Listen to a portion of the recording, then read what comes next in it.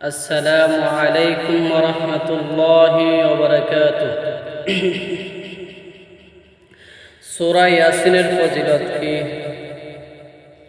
নবী করিম সাল্লাল্লাহু আলাইহি ওয়াসাল্লাম বলেন, যে ব্যক্তি রাতে আল্লাহর সন্তুষ্টির জন্য, আল্লাহর সন্তুষ্টির উদ্দেশ্যে সূরা ইয়াসিন পাঠ করবে, তাকে ক্ষমা করে দেওয়া হবে।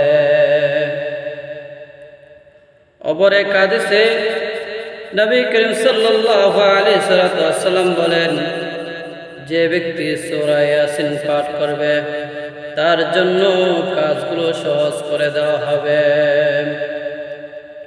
আরেক হাদিসে নবী করিম সাল্লাল্লাহু আলাইহি ওয়াসাল্লাম বলেন, যে ব্যক্তি সূরা ইয়াসিন পাঠ করবে, যে ব্যক্তি সূরা ইয়াসিন পাঠ করবে সে যেন 10 বার কোরআন পাঠ করা সওয়াব পেল।